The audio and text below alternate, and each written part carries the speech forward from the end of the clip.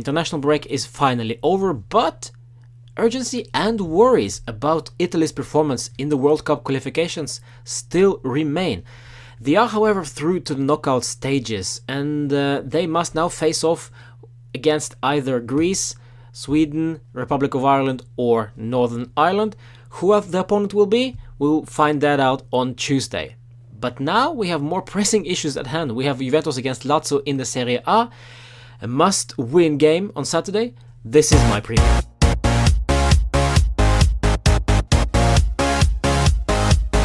My name is Roman and this is Juve Therapy channel, a channel where I just discuss Juventus, the previews for the games and also the review after the game, and I give my player ratings and just basically my own opinions about the club. Well, we must get back to the winning ways after we drew disappointing draw against Atalanta before international break. We drew them 2-2. So now we are lacking 2 points on Napoli, who have 7 out of 7 wins, and they will face off against Roma later, the same evening we face off against Lazio. Yeah, so it's a very exciting Saturday we'll have in front of us, but Juve must only worry about Juventus and nobody else. Now let's start off with analyzing the Ciro Immobile case, because it's a curious player, that one. He started off in Juventus, as you all know, and now he's already 27, and he has the time of his life at Lazio at the moment. He has already 9 goals from 7 games so far, but his record at Lazio is quite impressive. It's 39 goals in 51 games for Lazio. That is better than his Torino record, which is 28 goals in 48 matches. And this is just Serie A. We of course remember him from his Pescara days, where he's just dismantled the whole league and became the top scorer, but he had Lorenzo Insigne and Marco Verratti alongside him. But yeah, now he's having a time of his life and he's enjoying it. He's a part of a great team. What's interesting about Immobile that his breakthrough season was in Torino, where he played only 1 season, but he did it so well. Dortmund actually got him as a replacement for Lewandowski when he went to Bayern Munich. Well, that didn't went that well, did it? He went to Dortmund, he failed there, then he went to Sevilla, failed there as well, and now he's back in Italy and playing for Lazio, where he thrives. And as long he is the player that he is for Lazio, he will be called up for Azzurri games. The environment that he is in is equally as important as the player himself. So for Immobile, this is a perfect environment to thrive in, and I hope he continues to do that for Lazio and for Azzurri. And remember also, they sold Keita Balde in the summer to Monaco, and yeah, nobody even talks about him, no one even remembers him in Lazio anymore. So they are not that dependent on Keita Balde anymore. But Lazio aren't only Ciro Immobile. They have Sergej Milinkovic-Savic, who is an up-and-rising talent. He is one of the best midfielders in the league at the moment. Manchester City was looking after him, and he was also linked to Juventus. Now the price tag is apparently at insane 80 million euros, and that's only Lotito talk, so don't think much about it. And they also have some interesting players at the back. They have Bastos and they have Wallace. Both of them are injured at the moment, unfortunately, and also Stefan de Vrij, who is their captain, I believe. He does also very well, and also was linked to Juventus. So they have a pretty good squad, and they are a unit that Simone Inzaghi commands.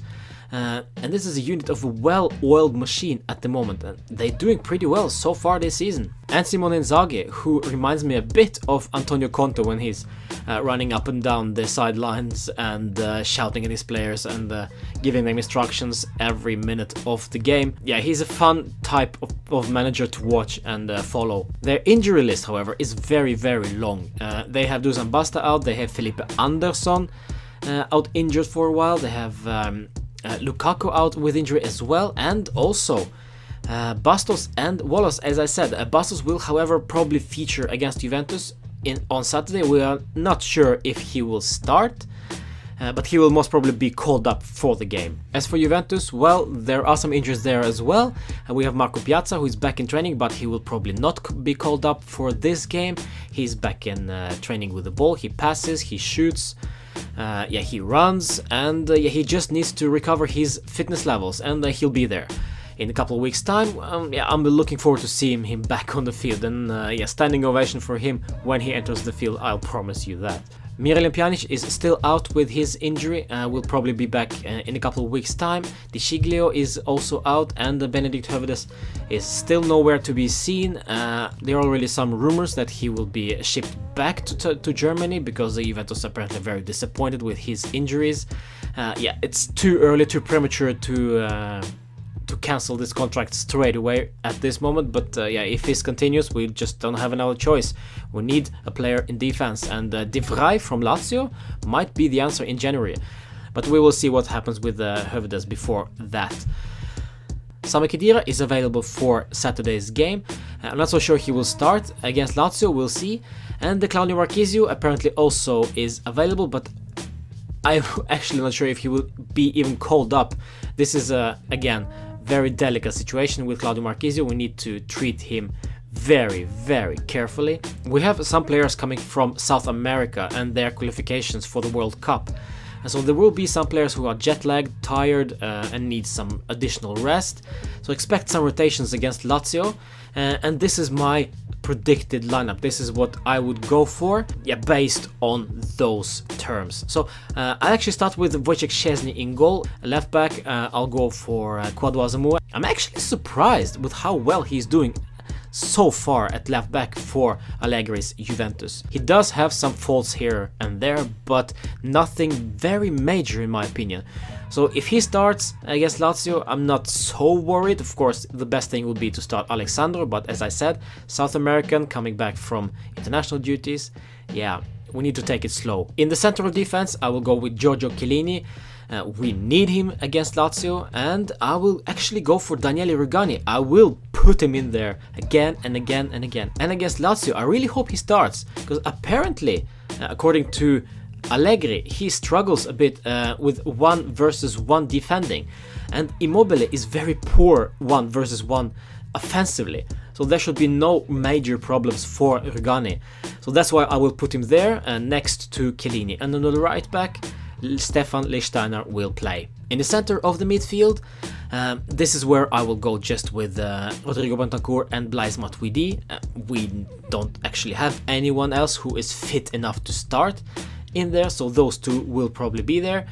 On the left flank, I will go with Douglas Costa. On the right, I will go with Federico Bernardeschi. In the center, I will go with Paulo Dybala, and up front, Gonzalo Higuain. This is a strong enough lineup to beat Lazio. However, don't be surprised if Allegri actually rotates a bit and puts Stefano Sturaro in the midfield next to Bentancur and Matuidi, and benches Paulo Dybala and using Douglas Costa, Bernardeschi and Higuain up front. It will be a 4-3-3 formation. Yeah, it might be that, but most probably it will be a 4-2-3-1. It's a really tough game ahead. I'm a bit worried because Lazio are in great shape and they are a decent side. They're a good unit, and this is what matters. Player by player, they might not be quality superstar players, but as a unit, they work very well together. Yeah, and Simone Inzaghi does an absolutely fantastic job at their club. I wish him well, but not on Saturday. As for predicted scoreline, I'm not even sure what to have. I'm worried it will be another draw. I really hope it won't. I think we will grind out a 1-0 victory with goal from Douglas Costa. Let's get him off the mark finally. And let's not forget Juventus Women. Yeah, I will update you on every game from Juventus Women because it's just too exciting not to follow and not to, yeah, support them because it's really fun. They had their another win against Roma, so they have 6 points out of 6 possible. So it's a very good start from them. This weekend is their international break, so there are no games there. But next weekend they will be back in Serie A. That's all there is to it. Please remember subscribing and follow me on Twitter, Facebook and Instagram. Let me know what you think about my predicted lineup and what your predicted scoreline will be. Also, your lineups will be nice to see. What you think of 4-3-3 or 4-2-3-1. Allegri does the job, but we only speculate, and as fans, we ought to do that. I'll see you in another episode after the game on Saturday. I really hope it will be a pleasant episode, because if not, yeah, it will be another rant episode, and that's not so nice, is it? My player ratings will be there as well. I'll see you then. Forza Juve, and I am actually nervous.